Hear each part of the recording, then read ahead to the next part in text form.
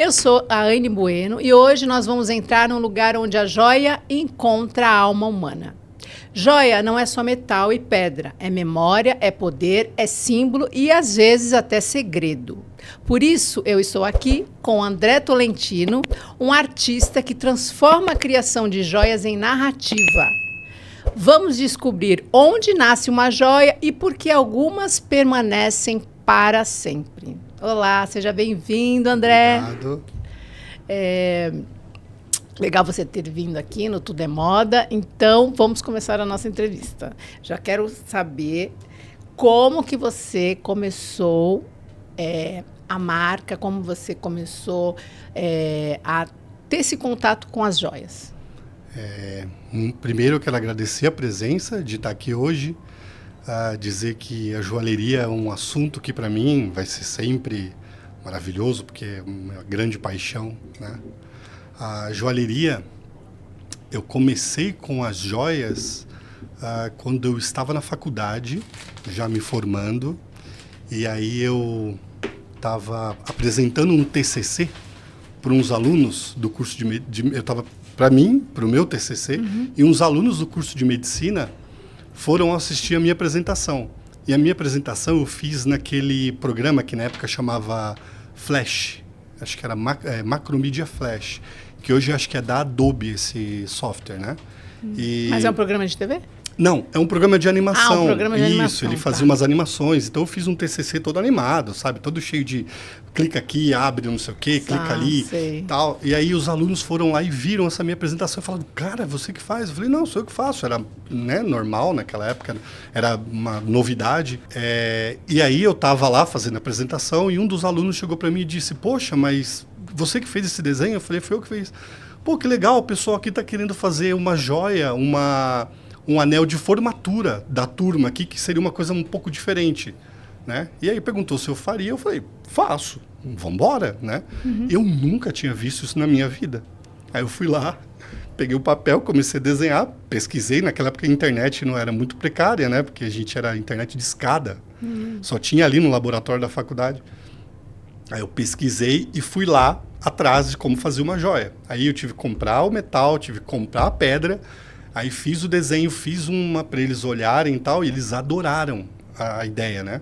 E aí eu fiz lá uns 20 anéis entre os homens e as mulheres, né?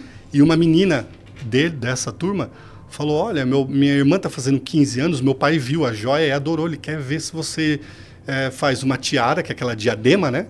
Se você faz uma tiara e um anel para ela de 15 anos. Eu falei, faço. Aí deslanchou, fui embora. Até hoje... Até hoje fazendo joias. E qual é a sua formação? Eu sou formado em publicidade e propaganda, designer de multimídia, eu fiz na Escola Pan-Americana de Artes, e marketing. E agora a pós de alta joalheria, isso. Sim. E é curioso, né? Como às vezes uma única peça muda tudo, né? Sim. Quase como um chamado, né? Qual foi a primeira peça que você fez que você pensou, eu nasci para isso? Foi essa? Foi justamente essa, porque eu vi o olhar das pessoas quando viam as minhas joias. É engraçado quando a gente é designer, né? Eu digo isso para você, porque você também é designer e sabe como funciona. Às vezes a gente cria uma coisa que a gente pensa, poxa, não está muito legal, né? Não gostei muito, sei lá, está um pouco diferente, está um pouco estranho. Mas vem alguém e fala, nossa, isso foi você que fez. Aí você diz, fui eu, mas tá maravilhoso, isso é lindo. Aí você fica, tá bom, né? Não, porque sempre tem alguém que vai gostar. Sim. Né?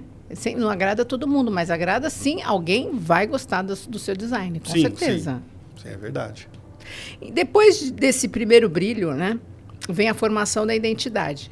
Toda marca encontra sua voz, seu jeito de existir no mundo. Quando você sentiu que a Tolentino encontrou a própria identidade? Quando nós fizemos uma consultoria com a Márcia Croce, que é super conhecida no meio da joalheria, né? Nós fizemos uma consultoria com ela, a empresa, e aí ela nos apresentou, ela conversou com a gente, perguntou o que a gente era antes, o que a gente fazia e tal. E aí nós, nessa conversa, conversamos com ela e tal. E eu sempre fui muito arteiro. Muito. Eu era um moleque, nossa, da pá virada. Imagina, eu era um fanfarrão. A minha mãe, coitada, ela sofreu comigo porque eu era muito bonzinho, mas eu era tentado ao extremo. Então eu aprontava coisa assim que todo mundo sabia que era o Tolentino. Ah, foi o Tolentino. E aí, nessas reuniões, nós criamos um painel semântico, fizemos um estudo sobre cores, sobre gemas, lapidações, tal, que ela viu que a gente fazia, o que a Tolentino já fazia, né? E aí ela viu que o nosso perfil é totalmente atrevido. A Tolentino, ela é uma joalheria que ultrapassa os limites, sabe? Ela é fora da caixinha, sabe? Sei. Aquelas coisas que todo mundo faz, que é o comum, a gente faz o contrário. Sim. Nós sempre usamos a criatividade como um ponto de desafio, sabe? A gente cria joias que... peraí, deixa eu lembrar da palavra. Não é tentador, é... Caramba. Que a pessoa fica inspirada, então que a pessoa fique... Ousadia. Bom, de qualquer forma, é algo que traz desejo para a pessoa comprar, né? Porque a base de você fazer uma venda, seja ela um objeto ou até prestação de serviço, é você desejar aquilo, né? É a base da venda, né? Você querer aquilo, principalmente no mercado de luxo, que é o que a gente está comentando. Eu acho que deve ser isso. Dentro da sua marca, você traz essa criação, que é uma criação ilimitada, né? Sim, não tem limites. Sim. E que, junto com isso, você traz também essa vontade, né? Da pessoa querer ter aquela peça, né? Sim. Que é exclusiva. Na verdade, nós somos... existe um ponto de ousadia, sabe? A gente ultrapassa os limites da criatividade. Como essa peça que está no seu braço. Sim, que é da coleção Eu nunca vi Borderline.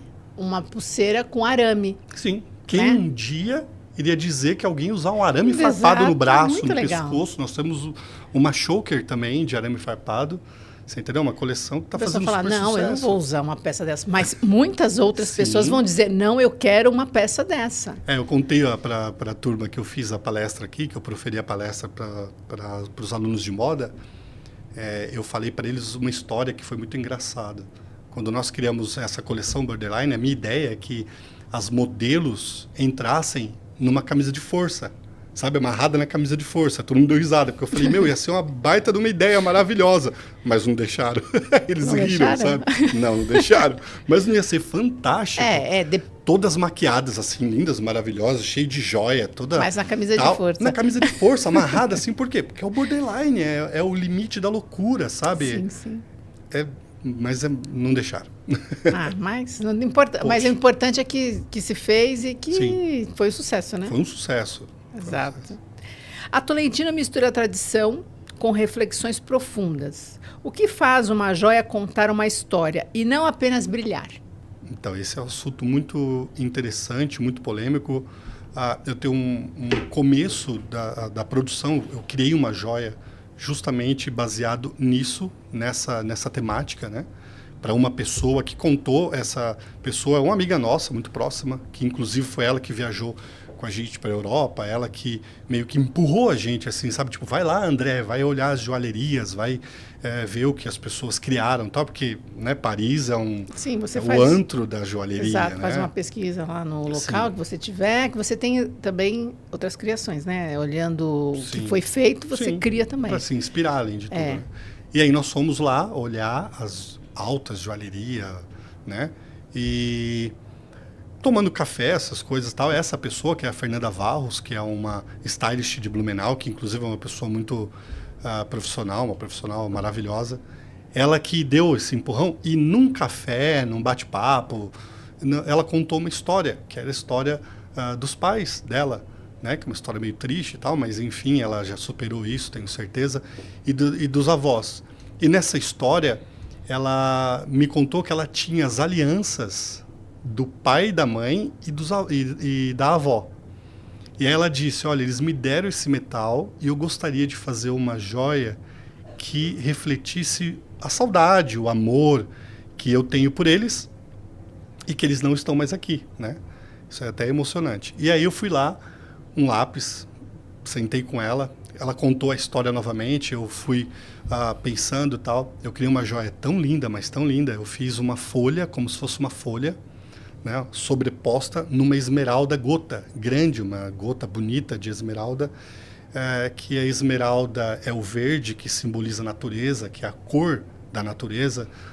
Inclusive a folha mostra o poder da natureza, a resistência, né? A folha verde. Tanto que toda vez que a gente se remete à natureza, a gente sempre tem uma folha, né? E é sempre verde. Aí eu usei esmeralda verde e fiz como se fosse uma folha por cima para refletir o amor que ela sentia, que ela ainda sente por eles, e essa lembrança, esse apego, essa resiliência, essa resistência que ela tem quanto à história que aconteceu, entendeu? Então, assim, hoje ela tem uma joia com o metal dos pais dela e da avó, que está ali, a energia do ouro deles, e aquele símbolo da folha com a esmeralda embaixo, que faz com que ela tenha essa sensação de estar sempre por perto. Essa lembrança, né? Sim. A folha. A folha significa a lembrança. A lembrança, a esperança. A esperança, porque a natureza... verde traz isso também. Sim, o verde, a natureza é sempre assim, né? Quando a gente vai falar de verde, de natureza, é sempre verde. E sempre folha. Porque a folha, ela é uma resistência. Mesmo que ela caia ali da árvore, ela está ali, bonita, maravilhosa, e ela é um símbolo de resistência. Lindo, muito lindo. E os símbolos são uma linguagem silenciosa, mas muito poderosa. Quais são os símbolos que sempre retornam, mesmo quando a coleção muda? Olha, para te dizer a verdade, esse é um assunto um pouco complicado, porque eu sou um cara que adoro cores, adoro pedras coloridas, né? Então, por mais que eu tente sair do colorido para fazer só metal, sabe? Todo mundo fala para mim, pô, por que você não faz só metal, tal? Eu sempre volto para as cores. Não adianta, o símbolo da Tolentino, da minha marca, é justamente a composição das cores. Eu sempre misturo cores, eu faço uma composição de cores que simbolizam tranquilidade, afeto, resistência, tranquilidade, amor, sensualidade, sabedoria. Então eu sempre costumo criar joias com cores e sempre volta. Por mais que eu tente fazer, é que nem pedra. Eu tento fazer uma joia com uma pedra, mas não adianta. Daqui a pouco eu vejo que tá umas 15 pedras em volta e falo, meu Deus, mas assim, só uma pedra. Mas assim, o que é mais forte na tua marca em relação à estética? Que sempre em toda a coleção tem. Assim, algo que você sempre faz para trazer essa característica da sua marca, sabe? As gemas coloridas. São as gemas coloridas. São as gemas coloridas, justamente a gema colorida. Então, essa composição das gemas, né? Sim. Coloridas, juntas, isso. É que traz... As lapidações... também tem uma. Tem uma que são as lapidações.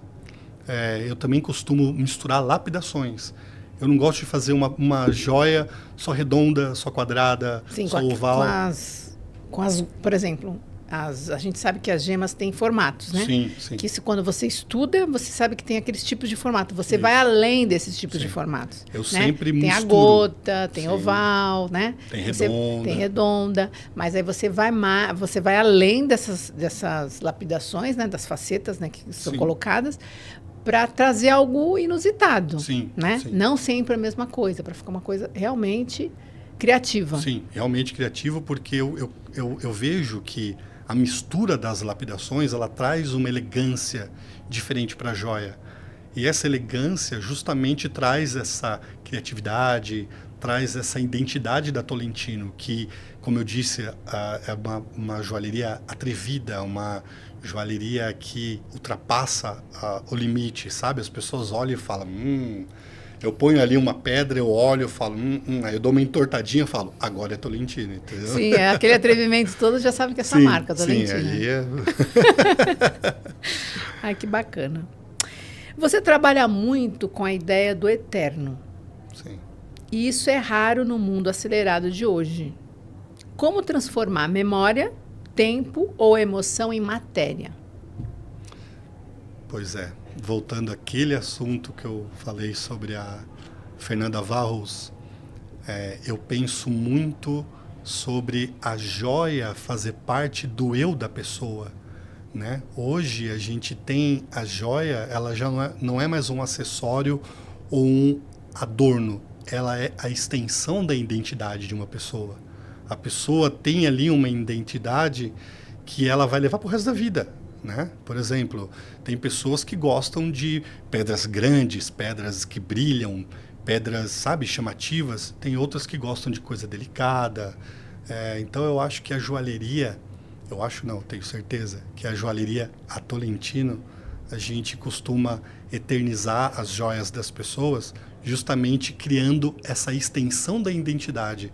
A pessoa usa aquela joia que a gente produziu ou que a gente desenhou e ela vai ter a identidade dela sendo refletida não só nas vestes, na roupa, no usuário da roupa, como também da joia. Nos acessórios, né, que são as joias, e essa reflexão que ela faz é o que ela quer realmente. O que as pessoas realmente fazem quando elas se vestem, quando elas se produzem, elas querem se identificar com a roupa, porque senão você não vestiria aquele tipo de acessório, aquele tipo de roupa, então tem que ter essa relação. Sempre tem, né? Sempre tem essa relação. E eu queria também perguntar sobre você, quando você faz uma coleção, você tem algo na produção da coleção que você se identifica mais, além dessas gemas que você falou, que esse combo, né, vamos dizer assim, de pedras, de facetas, que são as facetas, são as lapidações, juntas, tem sempre algo mais, né? Porque eu percebo que as coleções, elas não são parecidas entre si, elas têm diferenciação, né? Sim, bastante. Da onde você tira essas ideias? Da onde você tira? Olha, também é um assunto bastante polêmico, né? Hoje só assunto polêmico. Quando eu crio as coleções, eu costumo pesquisar muito, tá? Pesquisar, mas não pesquisar outras joias.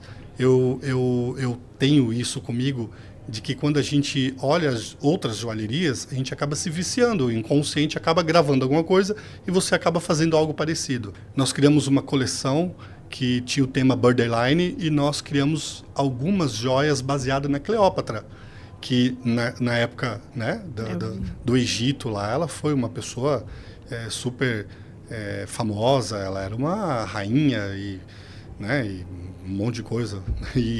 Acho que as primeiras joias são do Egito, né? Sim, as primeiras joias foram do Egito porque eles mostravam poder através das joias. E naquela época, o Império, eles eram governados só por homens, não tinha mulher. Aí nasce uma Cleópatra da vida, primeira mulher que chega com aquele monte de joia maravilhosa, tudo cheio de turquesa, peridoto, esmeralda, aquelas pedras maravilhosas, né? Para quê? Para mostrar poder, né? E justamente o que eu fiz, quando nós criamos essa joia, eu fui assistir filme da Cleópatra, fui procurar saber como que foi a vida da Cleópatra, o que realmente ela fez, o que realmente ela foi, na verdade, né? E vimos que realmente ela foi uma pessoa maravilhosa, extremamente competente, uma excelente mulher, uma excelente amante, uma excelente governante naquela época, né? Governadora do Império do Egito. Só que o problema é que ela tinha o borderline. Ao mesmo tempo que ela era uma pessoa maravilhosa, uma pessoa de extremo poder e competência, ela mandou matar os irmãos para poder se manter no poder. Porque ela sabia que se ela perdesse força, um dos irmãos, que eram mais novos que ela, que era o rapaz, era eu não lembro o nome dele, a menina era a Arsênica.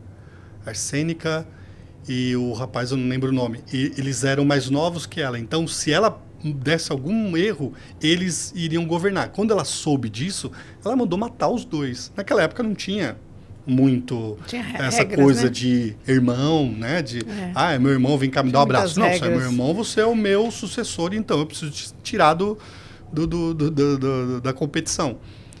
E aí você viu que é uma coisa assim, nossa, uau, né? Para nossa época, poxa, que legal, né? Uma coisa surreal. E aí, criando as joias, eu fui lá olhar os filmes, ver o que ela usava, ver o que os reis usavam, o que eles davam de presente um para o outro, porque naquela época, conforme maior as joias, mais poder eles tinham, né? Sim.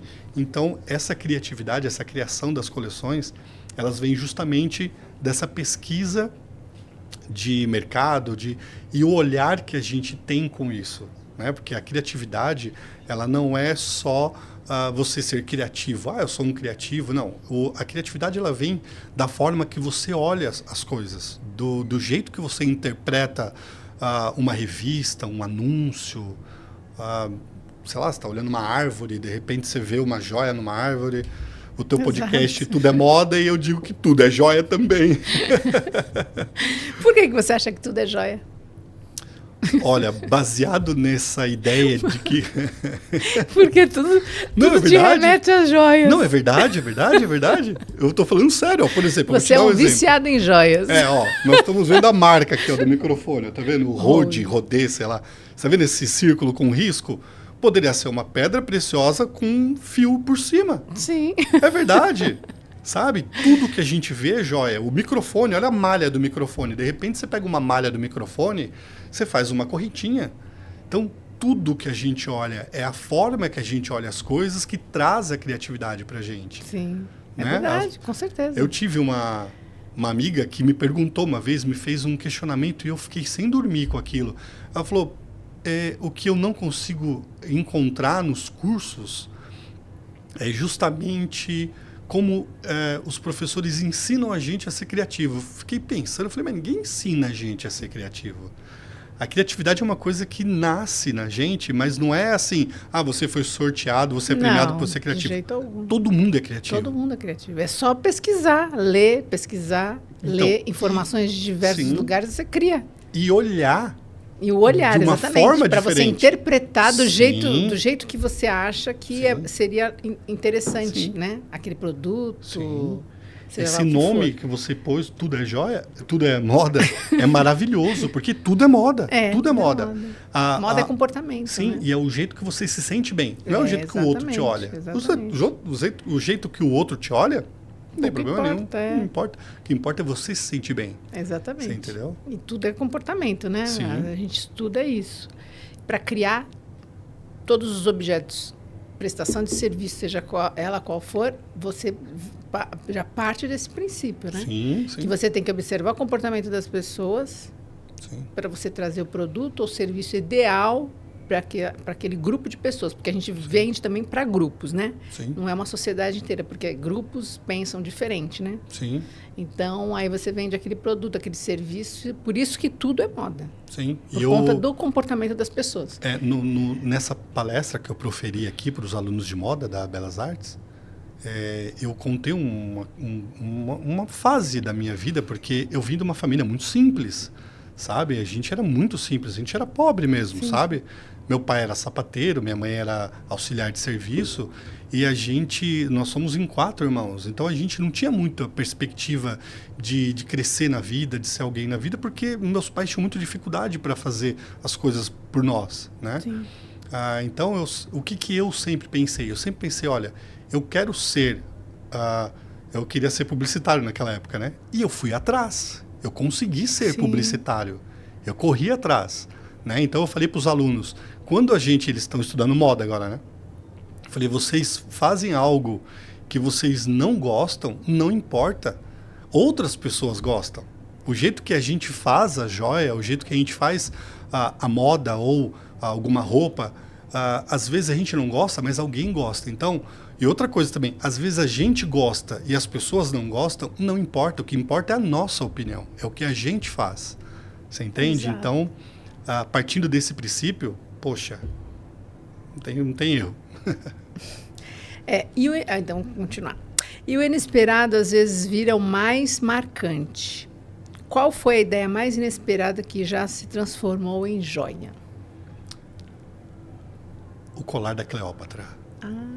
Quando eu fiz o colar da Cleópatra, foi algo assim, do nada. Porque como que funciona a criatividade? Eu não sei se para você é assim. Para mim é extremamente complicado. Tem hora que não vai. Não vai. Você senta no computador... A maior parte do tempo não vai. Não vai. você senta, você põe a pedra lá, você fica olhando para a pedra, você fala comigo, pedra.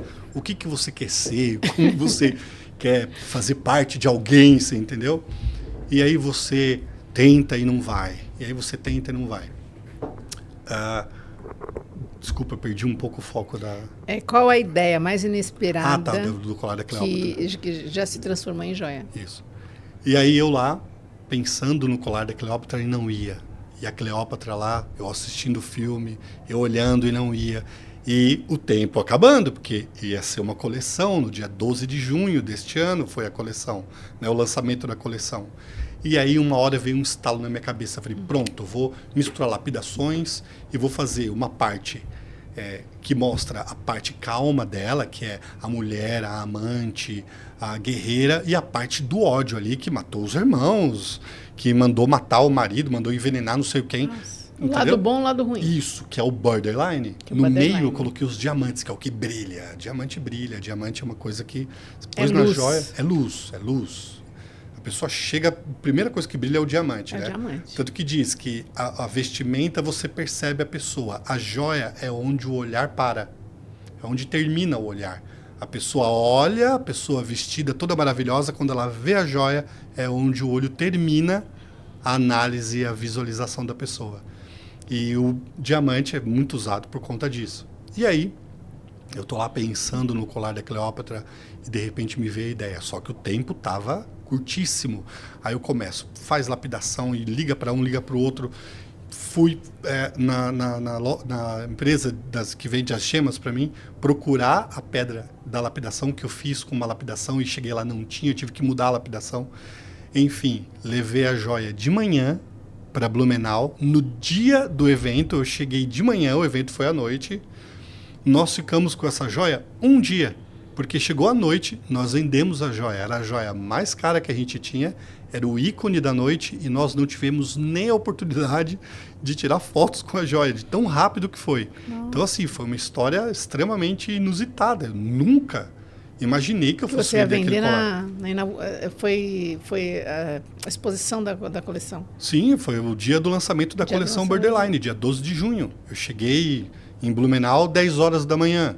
O evento foi 8 horas da noite, 9 horas da noite. Meia-noite já tinha vendido a joia.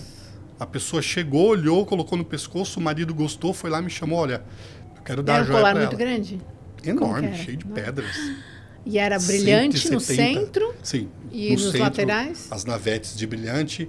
E aqui peridoto, aqui granada e diamante negro. Diamante negro. E do outro lado peridoto com... O que é peridoto? Peridoto é uma pedra verde. Não, desculpa. Peridoto era embaixo e em cima. Aqui era a safira amarela, que era o que simboliza a paz, a tranquilidade, que é o amarelo e tal. E jade Malásia, que é aquele verde gostoso, bonito, que é um verde... Jade, sim. Que ele é leitoso, né? Um verde maravilhoso. E aqui não, aqui era o diamante negro, que é a parte obscura, e a granada, que é aquele vermelho meio vinho, sabe? Mas um colar lindo aqui assim, aí atrás travava, eram as asas daquela fênix, que ela se identificava muito com a fênix. Um colar lindo, maravilhoso. E eu fiz justamente só para a gente mostrar que a Tolentino tem empoderamento, a gente tem posição no mercado, que nós somos capazes de fazer joias grandes e exuberantes. Eu fiz só para isso. Aí vendeu, eu falei, nossa, então vamos embora. Claro, com certeza, sucesso, né? Total. O que mais te inspira quando começa uma nova coleção? Olha, eu adoro pensar que a pessoa está usando a minha joia. Eu costumo olhar, eu costumo parar e pensar como vai ser essa pessoa quando ela chegar e eu olhar e eu perceber que ela está com uma joia Tolentino. Né? Então, por exemplo, eu tenho um exemplo de criação que eu fui separar algumas pedras de esmeralda, eu joguei em cima daquele... de um quadradinho ali que eu tenho onde eu ponho as pedras, uma caixinha para as pedras não caírem, né? Uma caixa assim eu tenho. Coloquei lá, ela caiu de um jeito tão bonito que eu olhei e falei, gente, isso aqui é um pingente. Fui lá, fiz, ficou lindo, ficou maravilhoso. Do jeito que caiu eu fiz. Eu tirei uma foto, desenhei, Fui lá no software, no Rhinoceros, montei tudo bonitinho, fiz e vendeu, ficou perfeito. Então as inspirações são as mais inusitadas possíveis. E eu gosto de... É verdade. Muito legal. E eu gosto de pensar na pessoa usando a minha joia. Essa última que eu fiz agora, nós fizemos as joias das debutantes de Blumenau, deste ano. E eu fiz uma joia para uma das nossas sócias, que é a nossa parceira, a Jojo.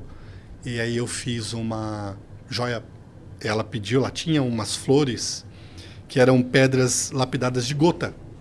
Eu não sei qual marca mas ela tinha essas, que ela desmontou uma joia e falou, olha, André, eu tenho essas flores. Aí ela ficava sempre me perguntando, André, quando a gente vai fazer essa joia? Acho que é a que tem aqui embaixo, aqui no Cidade Jardim. Eu não lembro. A loja de entrada, né?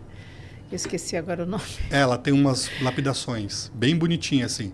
Aí eu peguei e fiz um colar que ele é uma parte e outra parte. E ele clica aqui atrás e fica um ramo de flores, assim, um galho grande com umas pedras, umas gotas, sabe, aquelas flores que ela tem que são coloridas, ficou a coisa mais linda do mundo. Colar. Então, um colar maravilhoso. Aí ela falou para mim, só o colar não quero. Eu quero um brinco que... Uau! Aí eu fui lá e fiz um brinco gigante. Enorme o brinco, só que pesava pra caramba. Aqueles brincos assim, tipo fio. Não, enorme, gigante, cheio de flores, daquelas coisinhas. Aí eu fiquei pensando, poxa, um brinco de quase 10 gramas de ouro. Como que põe na orelha um brinco daquele? Eu tive que fazer Não pode ser de pressão, tem que ser de furo. É, de furo. Só que eu fiz um aro atrás aqui, um arco, né? Atrás. E aqui fica uma florzinha, uma das florzinhas que ela tem, que é de granada. Bonitinho. Então ele vinha atrás da orelha aqui para ajudar a sustentar o peso. Nossa, então era bem pesado. Sim. Prendia atrás, o brinco vinha aqui no pescoço dela. E ela toda... Gente, foi o ícone da festa, do evento. Se você quiser, eu posso mandar também. Sim, eu quero. A gente vai imagem, postar. Isso. Ficou maravilhoso, tá? Assim, surreal. Quando ela colocou ali, entrou todo mundo, Aí, outra coisa. Eu fui lá, tô lá no meu ateliê lá, com o pessoal, e eu imprimo essas joias no protótipo para fazer a fundição. Sim. E sobrou um pedaço do protótipo, que o cara foi tentar arrumar lá, quebrou e ficou lá no cantinho. Aí eu tô lá conversando e olhando para aquele protótipo. Aí você já conversando, não sei o quê. Eu tô aqui olhando, batendo um papo e tô lá conversando e aquele negócio me incomodando ali em cima da mesa, e olhando. Aí de repente, um broche. Pronto, fiz um broche maravilhoso. E aí o que aconteceu? Ela usou o colar, lindo, maravilhoso, todo cheio de flores, todo colorido, com aquele brinco maravilhoso. E o marido dela colocou na lapela o broche. Ficou lindo, porque combina. E eles foram a uma festa? Ao baile das debutantes. A filha deles era uma das debutantes. Que lindo. Olha, imagina ficou a coisa mais foto. chique. Nossa, ficou maravilhoso. Até me arrepia só de pensar. Muito legal, né? Obrigado, muito bom. O símbolo de poder mudou. Um diamante ainda fala mais alto do que milhões de seguidores. Pois é. Ainda fala. O diamante ainda é uma das pedras preciosas mais cobiçadas. Tanto pela luz que ele transmite, né? Pelo brilho que ele reflete, a refração de luz dele, quando entra ali, ele brilha de um jeito maravilhoso. Então, ainda hoje, o diamante ainda é mais poderoso de qualquer pedra preciosa que existe ou qualquer outro assunto. Do que seguidores. Muito mais. Ainda não, porque as pessoas analisam, né, hoje em dia, né, os seguidores, a sua rede social, como que está, né? Você vê a cantora, por exemplo, a Dua Lipa, eu vi que tem 88 milhões de seguidores. A Anitta tem 33 milhões de seguidores. Então, o que acontece? Isso é um status, né? É algo que passa, né? Que ela é conhecida no mundo inteiro, etc, etc. É um status. E a joia também é status. Sim. Né? E a joia também passa outra informação de poder, como Sim. elas, como artistas, né? Tendo essas visualizações todas e esses seguidores todos. Então, essa foi a comparação que eu quis trazer aqui. A gente tem um exemplo no Oscar, né? O Oscar agora passado, você viu que os homens estavam usando muito broche. muito broche. As mulheres usando as joias um pouco mais sofisticadas, assim, mais elegantes e tal. E os homens com broche grande. O broche voltou. Né? Isso. E aí realmente você vê que realmente os seguidores e o diamante, eles andam meio, sabe, meio juntos ali. Eu não sei se essa resposta é boa. Não, essa é muito interessante, porque essa comparação, né, Sim. que você faz de status, de sempre transparecer algo de poder mesmo, sim, né? Sim. De poder, de você ter tantos seguidores, ou então você usar uma joia. Uma joia também te traz esse poder, sei lá, revela algo sobre você, revela algo sobre o que você realmente acha da vida, através de uma joia, com certeza. A pessoa que gosta de joia, ela tem um diferencial de as outras pessoas comuns, né? Digamos assim. Porque tem uma diferença, né, da pessoa. Ela cultiva outros valores em relação aos objetos mesmo, né? É um objeto que vai perdurar, você pode passar de geração para geração. Tem todo um significado, né? Em volta de você possuir uma joia. Inclusive, de você ter uma joia. Sim, inclusive, não sei se você vai poder pôr isso, mas é uma coisa bem interessante. Inclusive, a Tolentino, a gente tem uma linha que ela é exclusiva, mas é exclusiva mesmo, tá? Por exemplo, o colar da Cleópatra que foi comprado, ele nunca mais vai existir, ele só tem um. Então, a gente tem essa linha de design exclusivo, que sou eu que crio, sou eu que desenho, eu não me inspiro em ninguém, eu venho da minha cabeça, eu vou lá e desenho. E essa joia, ela é só única, ela não vai ter outra. Ninguém terá. Né? Nunca ninguém terá. Essa, inclusive, uma das condições que eu tenho quase certeza que fechou a venda foi justamente isso, quando eu falei para a cliente. Eu falei, olha, essa joia ela é exclusiva, você nunca vai entrar em uma festa, em um evento, sei lá, onde você for, e ver uma pessoa com uma joia igual, porque isso acaba com qualquer pessoa, né? Acho que até comigo, se eu entrar lá e ver um cara com uma pulseira de arame farpada igual a mim, eu vou falar, poxa, sabe? Então, a Tolentino tem essa designer exclusivo, né? E porque isso, como eu te falei, a pessoa se identifica com a joia. Ela olha no espelho e fala, gente, sabe? E aquilo é dela. Essa linha que eu crio é dela. Ninguém vai fazer igual, a não ser que alguém copie. Mas eu não vou fazer 2, 3, 4, 10 e espalhar pelo Brasil. Não, é só uma. Então a gente tem esse segmento também, que é o nosso carro-chefe, que é justamente ter a joia extremamente exclusiva. No Egito, o escaravelho era renascimento, proteção e ciclo. Qual seria o escaravelho do século XXI? Caramba, que pergunta, hein? Eu acho que foi uma das suas coleções, né? Foi a coleção da Borderline. Da Borderline, que fala um pouquinho sobre o escaravelho, né? Sim, eu criei o escaravelho porque na época... O que é o escaravelho? O escaravelho, na época do Egito, teve uma passagem ali que eles tinham um pouco de medo do escaravelho, né? Que eles acreditavam que aquele besouro era amaldiçoado, era uma maldição, né? Mas aí o que eles viam? Eles viam que tinha alguma coisa de poder ali naquela sensação de que uma coisa é poderosa, porque como que um escaravelho vai, né, matar alguém, vai fazer alguma coisa? Então, quando nós criamos essa coleção do Borderline, eu peguei justamente o escaravelho para refletir, para mostrar esse poder de você ter algo que é maldoso, sabe? Você tem algo que naquela época as pessoas tinham medo, tal. E o peridoto, que é esse anel que nós fizemos com o escaravelho, o peridoto que era a pedra preferida da Cleópatra. Né? Então eu acho que ainda continua sendo. Que é o que? Né? Safira, peridoto? Não, peridoto não é a um substância? Verde. É um verde. Peridoto é o nome da pedra mesmo. O nome da pedra? Peridoto. Mas o nome fantasia?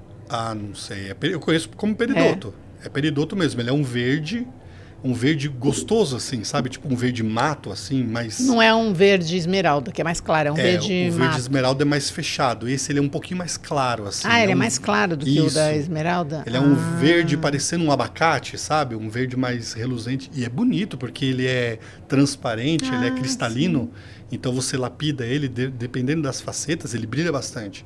E não é uma pedra muito cara, é uma pedra bem bonita, assim, sabe? Muito bela, né? Muito bela. E aí essa era a pedra preferida da Cleópatra, Então nós criamos esse escaravelho justamente para refletir essa coisa do empoderamento, sabe? Tipo, tem uma coisa, a mesma coisa que você chegar num evento com uma cobra no pescoço. A pessoa fala, nossa, você tá poderosa, né? E o escaravelho na época era isso.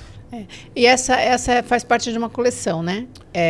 Do Egito. Isso, que é o Borderline, que é aquela que nós lançamos agora no Dia dos Namorados passado. Tá. Né? Nós fizemos as asas da Cleópatra, que era da Fênix, que ela era devota disso, ela acreditava muito no poder de você morrer e renascer mais forte, né? Tanto que eu acho que elas dizem que ela se matou e dizem que envenenaram ela. Ninguém sabe qual é o certo, né?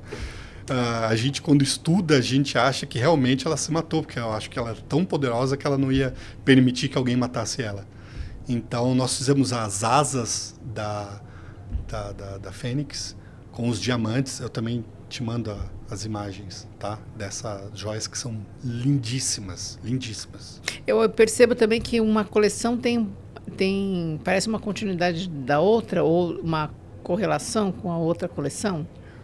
Não, eu procuro sempre fazer bem diferente, assim, sabe? É lógico que as pedras você acaba... Você gosta de cor, aí você usa sempre, vamos dizer assim, o arco-íris, né? Isso. Nas joias. Mas elas não têm correlação, então quer dizer, elas não se misturam, elas são coleções independentes. Isso, nós fizemos uma coleção passada do Borderline, que era Fúria. Todas as coleções a gente faz uma reunião com a Márcia e a gente monta um painel semântico. Nesse painel semântico a gente faz um estudo, todo mundo, e aí a gente chega num projeto final, que é a ideia de uma coleção. E essa foi a Fúria. Aí nós fizemos o espelho quebrado, como se alguém tivesse dado um soco no espelho, tivesse todo quebrado. Nossa. Aí eu fiz um colar com umas plaquetas todas rachadas e no meio tinha esmeralda e diamantes. Fiz um anel também, que era como se tivesse batido e trincado o anel, e no meio a esmeralda e os diamantes. Aí fizemos os hormônios, que é o hormônio da mulher, o hormônio que de repente o hormônio tá bom, tal, de repente está numa fúria, você tá ali furiosa porque os hormônios estão à flor da pele. E fizemos Na menopausa? Mais ou menos isso.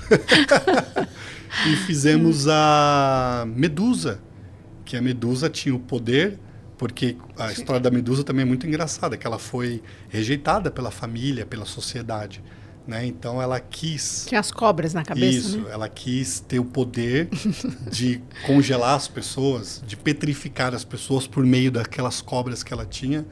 E aí eu fiz também um pingente com umas medusas assim, com um citrino grande, anel. Ficou bem legal. Nossa, também. Demais. Então aí você vê que separa bastante assim as coleções, né? Aí você pega uma coleção do Dia dos Namorados, que é o Borderline, são peças diferentes, são bem diferentes. Muito assim. Legal. O luxo ainda é poder? Sim, o luxo ainda tem o poder, né? A gente mesmo se sente poderoso quando a gente está vestido bem, quando a gente tem uma boa de uma joia, quando a gente chega com um carro bom. Isso acho que já faz parte né? do ser humano, né?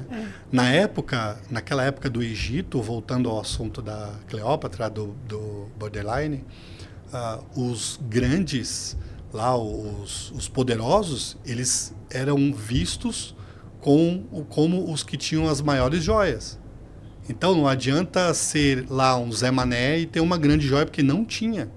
Lá só tinha quem governava. Só os poderosos.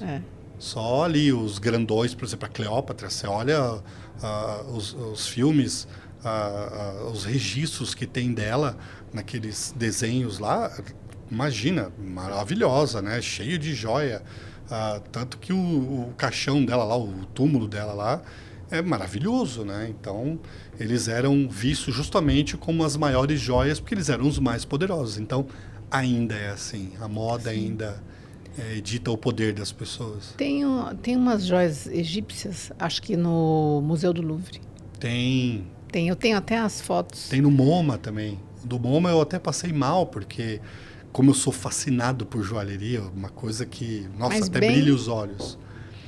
Eu não entendi. Bem o comecinho, assim, não era joias como a Cleópatra tinha, né? Sim, são sim. joias bem do comecinho Sim, da joalheria, vamos dizer assim, daquela época. Sim. Então era bem rústica, né? Com pedras rústicas e tudo mais. Você via que não tinha lapidações, né? E não tinha...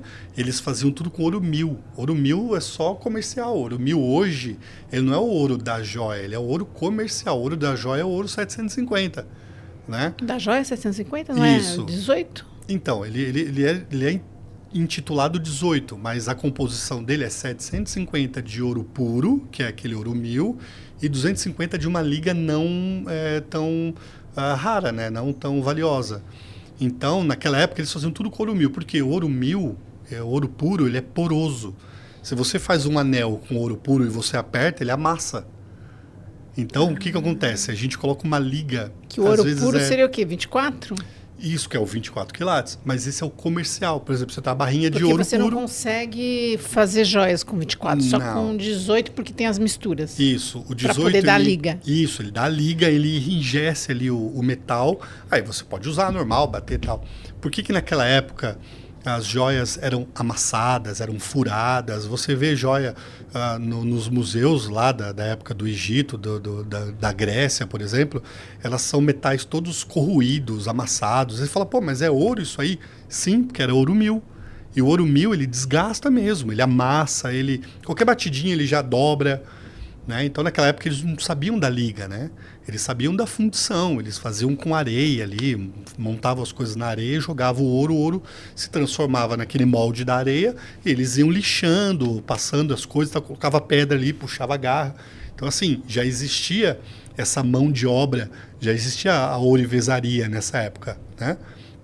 Mas esse ouro mil, ele atrapalhava o design das joias, porque passava ali, sei lá, 10 anos, vamos dizer assim, a joia estava toda ferrada, amassada, zoada, furada. Nossa, eu não sabia. Você vai nos museus, isso.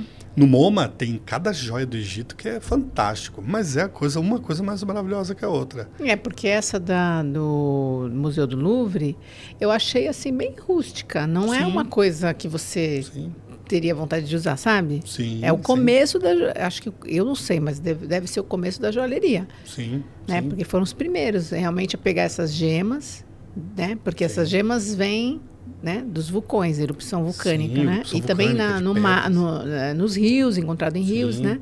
Então eles pegam essas gemas e começam a transformar isso em acessórios, né? Como eu posso dizer, não joias, porque na verdade acho que naquela época ainda não falavam que eram joias, né? Usar para, às vezes até mesmo para fazer algum tipo de rituais, né? Eles usavam também. Não só no Egito, na África também tem. Eu tive num outro museu em Barcelona, museu de etnia, das etnias, e esse museu ele também tem algumas gemas, né, que eles usavam em rituais. Olha que interessante. Né? Muito legal esse museu.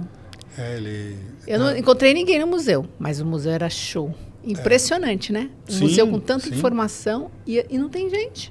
Mas o designer ele tem um olhar diferente, né? Nós que somos designers, somos criativos, a gente tem um olhar diferente. Exato. Então a gente vai numa exposição, sei lá, de um cara que a gente nunca viu na vida, mas tem lá uma escultura, você olha e você fala, meu Deus, que ideia maravilhosa, como esse cara teve essa ideia. Da onde veio isso? Da onde veio aquilo? Veio daqui, com certeza. Sim, eu fui em Chichén Itzá, lá no México, que era aquela cidade dos maias, né? Gente, aquelas pedras, eles lapidavam, eu ficava passando a mão, ficava, meu Deus, as pessoas ficam... Ele bebeu alguma coisa, né? Eu falava, não, ele tá só viajando. Eu viajava, ficava olhando e falava, meu, isso é fantástico, como que os caras faziam, né? Exato. Você pegava uma coisa e ficava lá batendo, fazia uns desenhos maravilhosos. Não, quanto tempo que levava para fazer isso, né? Meu Deus do céu, e que persistência, né? Porque não desistia, ia até o final, para trazer o que eles realmente queriam, né? Do design, na verdade, eram designers. Sim. Então, vamos lá continuar. Vamos continuar. E falando de eternidade, você teria coragem de se transformar em um diamante após a morte? Esse é um assunto que eu já toquei Eu falei com você lá na escada, né? Quando a gente estava chegando aqui. Eu já disse para todos que eu quero virar um diamante. Porque não é possível. Quando eu morrer, eu não vou virar um diamante. Imagina. Hoje em dia, já faz um tempo já, né? Existe essa ideia de transformar as pessoas os restos mortais, né? As cinzas, em diamante. Já existe essa técnica, né? Não sei quantos anos, talvez uns 20 anos por aí. As pessoas pegam os restos mortais, as cinzas, que tem o carbono, né, por causa dos ossos, do cabelo, e leva até uma empresa especializada nisso, e aí acho que com 200 gramas da cinza consegue fazer um diamante. Isso é muito caro? Em torno de 25, 40 mil, dependendo do tamanho do diamante, né? Por exemplo, Jô Soares já é um diamante, inclusive a esposa dele, que fez uma entrevista com o Pedro Bial, mostrou o diamante. Ah, que legal.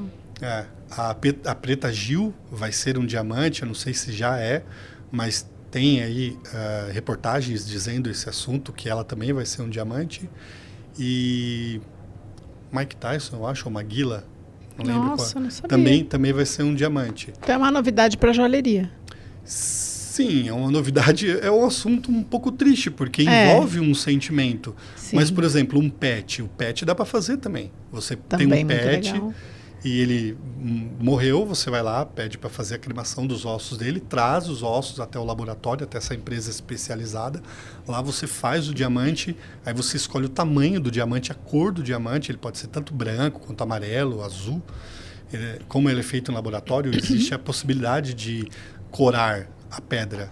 E aí você faz esse processo e tem uma lembrança de uma pessoa ou de um animal, e é eterno, porque ele tem a mesma dureza do diamante natural e tem a mesma capacidade de duração, né? Ele vai durar ali eternamente. Sim. E o que você acha das pedras orgânicas versus pedras sintéticas? Outro assunto polêmico. Você usa essas pedras sintéticas? Então, a pedra sintética de laboratório... Você utiliza essas pedras sintéticas? Então, a pedra de laboratório, para alta joalheria, ela não é um assunto muito interessante, porque a pedra de laboratório, ela não é natural, né? É uma pedra que foi feita, que foi produzida por alguém. A ideia da pedra natural é aquilo que veio da natureza, é aquilo que foi depositado ali, que foi feito pelo processo natural, né? Então, a ideia da alta joalheria é justamente isso. É certo que a gente, quando tem uma joia específica ou uma joia encomendada por algum cliente, a gente tem o cuidado de procurar empresas que trabalham com essas pedras certificadas, que são empresas certificadas para esse tipo de extração. Porque essas empresas, elas se desviam, elas saem daquela ideia de trabalho infantil, de escravizar as pessoas, de pessoa que fica ali o dia inteiro trabalhando por uma moeda. Qual as empresas que produzem as pedras sintéticas? Não, a pedra natural. A pedra natural. Quando tem o garimpo ilegal usa a pessoa, criança, usa quem for e vende ali a gema. E às vezes tem cidades que ficam ali exposto com aquele buraco enorme, porque para pegar um diamante, pensa, você tem que cavucar lá 140 metros, 190 metros, não, até quilômetros. 200 quilômetros. E aí você pensa, então você agride a natureza. Agora, quando é um garimpo legalizado, ali você tem funcionários registrados, você não tem abuso de trabalho infantil, você tem uma extração da gema, seja ela tanto o diamante quanto uma esmeralda, você tem extração da gema legalizada, tem um órgão que fiscaliza aquilo, né? Então a ideia da joia natural, da alta joalheria, é usar a pedra natural. Tá certo que o diamante de laboratório, ele é algo que não vai agredir a natureza, né? Ele é feito no laboratório. Mas tem um porém, né? Sim. É de laboratório, mas ele está acumulando, né? Estão sendo produzidos, uma quantidade muito grande, e também não sabe se que vai fazer com essas pedras todas. Sim. E para o processo a longo prazo também é prejudicial. Também é prejudicial. Por quê? Por conta de todas essas substâncias que eles utilizam para fazer a gema. Sim, sim. Né? Então, então, a longo prazo, ela não é sustentável. Não.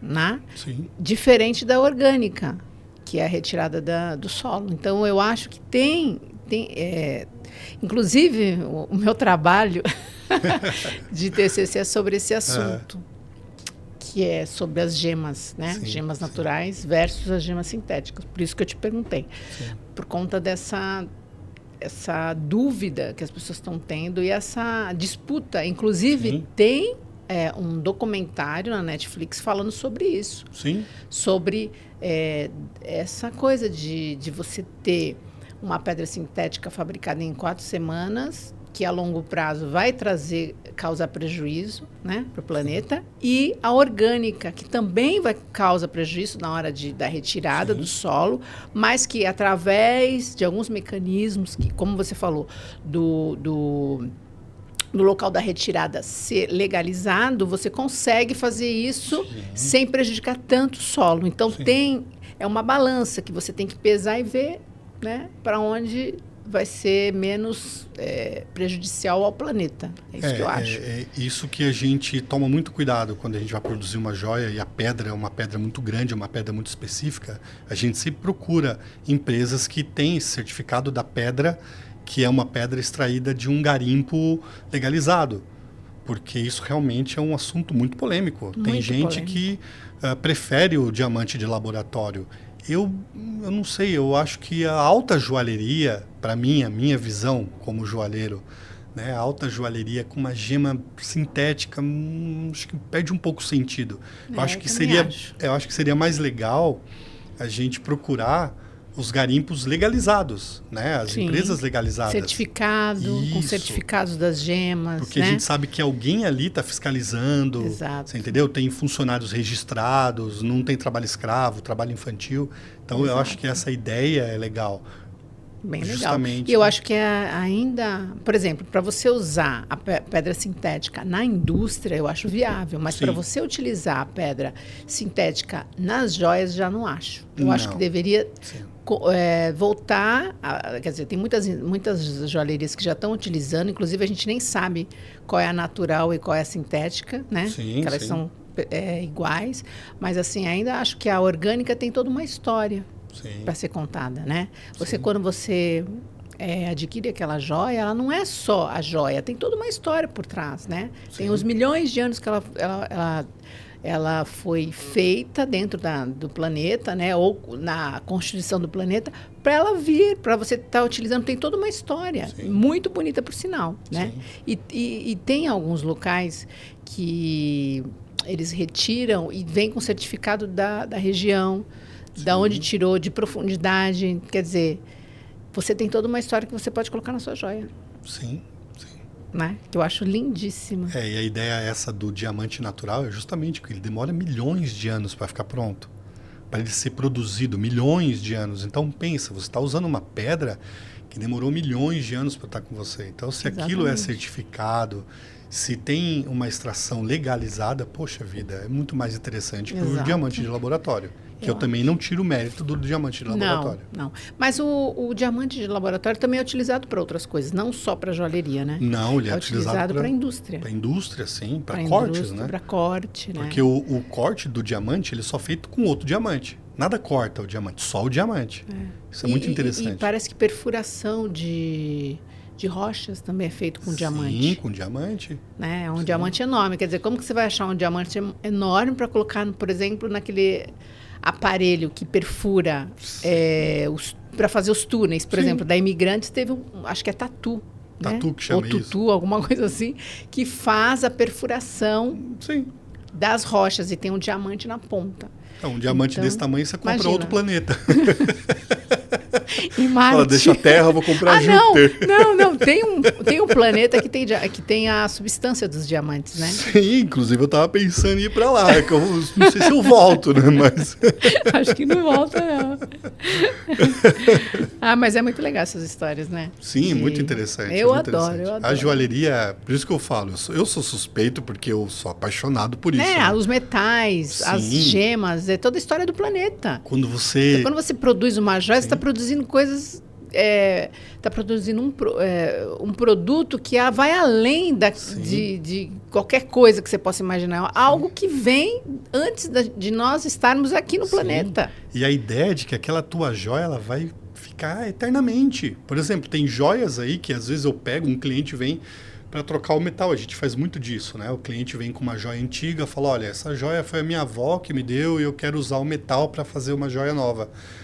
Eu olho, eu falo, moça, essa joia é tão linda, ela foi feita na mão. Foi um ourives lá, sei lá, do século passado, quase 100 anos atrás que fez isso aqui. Você quer desmanchar uma joia dessa? Né? Então, essa história é legal. É a história. Né? Da joia, de como ela foi feita. A joia, o roubo do Louvre, por exemplo. Nossa. Vieram perguntar para mim, poxa, os caras arrebentaram, né? Agora vão desmanchar a joia, vão vender ouro. Eu falei, vamos perder dinheiro, porque não funciona assim. A ideia daquela joia a joia, não é o metal e a pedra preciosa. O metal e a pedra preciosa é o de menos. Sim. É a história da toda. joia. Exatamente. Que foi de uma pessoa lá uns 200, 300 anos atrás. Você entendeu? Que, poxa... Séculos passados, exatamente. Que... E aí acaba assim, né? Poxa, na mão de alguém que vai desmanchar, que vai... Poxa vida, isso dá uma dó. Ainda mais que teve um aumento, né, na cotação do ouro, né? Ah, sempre tem, né? Todo sempre dia o teve, ouro mas aumenta. Eu acho que agora está bem alto. Bem eu queria até te perguntar sobre isso. A joalheria está bem em evidência. Eu vejo nas revistas muita publicidade de joias, né? De vários tipos e joalheria, alta joalheria, né? Sim. Que a gente não tem aqui, mas tem fora do país, né? E eu vejo essa publicidade bem forte em relação às joias. Você acha que as pessoas estão consumindo mais joias? Então, eu tenho dois públicos, né? Existem dois tipos de público da minha joalheria. Tem o público, tem o cliente que pega a joia porque ele gosta, porque ele usa, porque é um adorno, um acessório. E eu tenho o cliente que investe na joia. Por exemplo, lá quando eu comecei a fazer joias, o ouro era R$70, R$100. Hoje está quase R$700 um grama de ouro. Então, hoje tem cliente que investe em joias. A pessoa compra só para guardar a joia, porque ela sabe que lá na frente o metal vai estar mais caro, a pedra vai estar mais cara. E aí, provavelmente dobra, triplica o valor. Com certeza. Existe algo poético nisso. Somos feitos da mesma matéria que o brilho. Isso muda o valor que você vê em uma joia? Nossa, que pergunta. Peraí, faz de novo. Existe algo poético nisso? Sim, né? Nisso, poeta. Né? Somos feitos da mesma matéria que o brilho. Isso muda o valor que você vê em uma joia? Também. A gente sabe que... Eu não entendi muito a sua pergunta. Eu estou pensando no diamante de laboratório. Existe algo... O que acontece é o seguinte, eu acho que a substância das gemas, né? Sim. Elas são substâncias que muitas das vezes tem no nosso corpo. Sim. Né? Alguns nutrientes. Por exemplo, o carbono. Exato, tem no nosso corpo. Então, ele está perguntando se já que somos feitos da mesma matéria que o brilho, isso muda o valor que você vê em uma joia. O brilho, por exemplo, o carbono é que nós temos que faz o brilhante, né? Sim. Então, você acredita que isso mude alguma coisa na joia, sabendo que essas mesmas substâncias contidas no corpo humano é contida numa gema? Sim. Eu acho que isso agrega bastante quando a gente pensa num diamante natural, como a gente falou sobre o diamante de laboratório. A gente sabe que aquela pedra... não sei se isso é válido ou não, mas pessoas morreram por coisas que a gente hoje usufrui. Muitas coisas. Alguns inventores, durante o processo de criação, morreram inventando fogos, inventando, sei lá, o carro, a roda. E hoje, o diamante, as pedras preciosas, eu penso que como nós produzimos o mesmo material que elas têm, é esse justamente o valor da pedra preciosa. Porque ali existe eu posso chamar de vida, não sei, talvez seja meio leviano falar sobre vida, né, que tem numa pedra. Eu acredito em energia. Sim, tem uma energia aquela Porque pedra. se o universo é feito de energias e as gemas de uma forma geral, elas vêm dessa energia, porque o ouro não é encontrado, você não consegue encontrar ele de uma outra forma que não seja na Terra. Sim. E o ouro, a substância do ouro, ela só foi, ela é comparada o choque de estrelas, né? Quando as estrelas, elas entram em choque no universo, elas produzem essa substância do ouro. Sim. Tanto é que eles dizem que quando a gente falece, né, que a gente vira uma estrela, justamente é por conta do ouro. Sim. Né? Então, isso é legal falar também. Só que as pessoas não sabem sobre isso. Elas não sabem que a substância do ouro vem das estrelas. As estrelas, um choque de estrelas, né? Essa composição, química, né? ela foi constituída no nosso planeta e ela não tem em outro lugar, não é isso? Sim, não dá para fabricar o ouro. Não tem como. Não tem tentaram como, porque não tem como. Os maiores químicos do planeta tentaram produzir o ouro e não chega em lugar nenhum. Porque ela vem da estrela. Sim, ela vem da estrela. Então, essa comparação do nosso corpo, por isso que eu digo, da energia vital, que a gente também não sabe de onde vem a energia vital. Né? Sim, ninguém sabe de onde vem. Né? A vida. Então, está tudo interligado. Então, acho que as joias também estão interligadas com essa energia do universo. Sim, a pedra preciosa, ela tem esse poder de ter sido produzida porque alguém morreu, porque os ossos foram depositados ali em algum lugar. Porque tem o carbono nos ossos. Esse carbono vai ser transformado num diamante. Olha que importância que tem. Então, está tudo interligado. Eu acho que é uma questão de energia também, né? Sim, tem muitas Eu te fiz a pergunta, mas eu estou respondendo. Não tem problema. Eu acho maravilhoso isso, porque a gente aprende também, a gente não sabe tudo, né? Exatamente. Essa energia vital da vida e de tudo que cerca. A gente, né? Se você for pesquisar a fundo, a gente é feito de átomos, né? Sim, porque se você for pesquisar todo tipo de matéria, tem lá o átomo, os prótons, né? Os nêutrons e tal, tudo interligado. Então, por que não pensar que as joias, ela faz parte, além de fazer parte do nosso corpo humano, ela faz parte da natureza no todo. Sim. Né? Então, quer dizer, quando você tem aquela pedra, ela está transmitindo uma energia para você. Eu acredito nisso. E o engraçado desse assunto é que, por exemplo, o topázio imperial, antigamente tinha em outros países, hoje já não tem mais. Hoje o topázio imperial só tem no Brasil. Por quê? Só em ouro preto que tem. Mas por quê? Sempre teve no Brasil?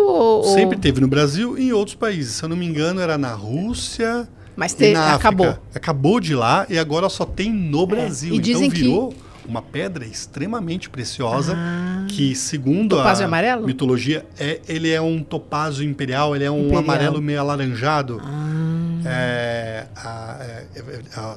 Acho que era Teresa Cristina, imperatriz. Ela recebia as joias de ouro preto quando ela ia viajar e lá tinha tinha uma mina de topázios e tinha esse topázio amarelo que antigamente chamava topázio amarelo. Só que de tanto presentear a imperatriz, o tempo inteiro que ela ia, eles davam joia para ela com esse topázio, aí virou topázio imperial, justamente por esse nome. Isso 1700 alguma coisa, não lembro ao certo, 1749, 1750, em torno dessa data. E aí você vê que é engraçado nesse assunto. A tanzanita, por exemplo, só tem na Tanzânia, não tem em outros lugares. Então, você vê que existem locais específicos de pedras. Só ali que foi produzido pelo planeta. Sim. Né? Então, eu acho super interessante você pensar nisso, que quando você adquire uma pedra orgânica, né, uma gema orgânica, você está adquirindo um pedaço do planeta. Sim, né? E uma história que envolve de milhões de anos até antes de nós estarmos aqui, né? Sim. Então, tem uma energia. Tem uma energia, né? E ela é fantástica, porque ela estava ali o tempo inteiro. Você sabe que tem alguns aparelhos médicos que eles precisam ter dentro um quartzo para poder passar a transmitir algo, a energia, e o corpo humano rebate essa energia e que volta a informação daquele aparelho médico, né? Que seria o periozoeletricidade. É uma técnica que eles utilizam as gemas para fazer a captação de imagens até. Claro, tem todo é todo um contexto para isso, mas sim, o quartzo ele fica dentro do aparelho. Olha, transmitindo essa energia e essa energia do corpo humano devolve para a gema, né? Então, como? Então, eu acho que tudo é energia. Então, é uma coisa fundamental, assim, na joia, a gente falar sobre isso, que quando você compra uma joia, você não está só adquirindo uma joia porque tem um adorno ou então tem um símbolo. Está adquirindo também energia. Sabe? Essa troca de energia com o seu corpo. A história da pedra, né? O quanto demorou para ela ser produzida, todo o impacto que ela recebeu para poder criar aquela cor. Isso é fantástico. É maravilhoso, joalheria, tem muitas coisas, mas eu acho que é um contexto, sim, né? Sim, que só quem realmente conhece que dá o valor. Sim, você pega uma pedrinha pequenininha na mão, você olha e você fala, mas quanta história teve aquilo para ser criada, né? Então agora eu vou falar um pouquinho de moda.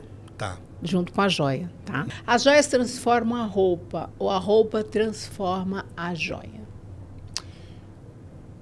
As duas coisas, os dois lados. Hoje a moda é aquilo que eu falei, a pessoa se veste do jeito que ela se sente bem, do jeito que ela se vê bem. Eu acho que a tendência da moda hoje mudou um pouco. Acho que as pessoas hoje são um pouco mais ousadas quanto à moda. E a joia, ela acompanha um pouco esse desenvolvimento que foi aumentando, foi crescendo. E hoje você vê jovens, a gente estava falando de gerações, hoje você vê jovens com roupas antigas, mais largas. Antigamente era um pouco mais justinha e tal. E as joias hoje, ela não faz mais parte. Assim, por exemplo, hoje eu vou colocar uma joia amarela e eu vou colocar uma blusa amarela. Não, a pessoa põe uma blusa preta com uma joia verde. Então, eu acho que essa tendência está crescendo um pouco, ela está meio que se misturando. Eu acho que a ideia é bem legal de você usar uma roupa totalmente colorida e uma joia, sei lá, fosca, uma pedra brilhante, uma pedra leitosa. E qual a tendência para 2026? A tendência para 2026, eu acho que ela vai ser um pouco menos ouro, porque o ouro só cresce, o ouro só aumenta. Então, assim, vai ter poucas joalherias que vão trabalhar com ouro mesmo, né? Que vai ali usar o ouro 18 quilates. Você acha que está crescendo mais as gemas? As gemas, mais as gemas. Eu percebo isso também. As gemas estão crescendo cada vez mais, pouco ouro. E muita gema. E gema muito grande. Sim, muito grande. E aí cai na minha ideia, entra naquela ideia que eu falei sobre as lapidações diferentes, as cores das pedras diferentes. Você entendeu? E menos ouro, porque o ouro só aumenta. Só aumenta, só sobe o valor. Sim. E inclusive a minha PicPós aqui da Belas Artes e o meu mestrado vai ser justamente na mistura dos metais. Eu vou criar uma pesquisa onde eu vou misturar os metais. Eu vou ver se eu consigo fazer isso. Essa não foi uma ideia que eu me aprofundei ainda, mas misturar o ouro, misturar o titânio e a prata, tentar fazer alguma joia com essa mistura para poder tirar um pouco o ouro do jogo, porque o ouro está muito caro. Muito caro. Muito caro. Hoje você faz uma joia, o ouro é mais caro do que a gema. Sim. E você trabalha com prata? Não, a gente não trabalha com prata. Tolentino hoje só trabalha com ouro 18 quilates, o amarelo, o branco, o rosé, o champanhe.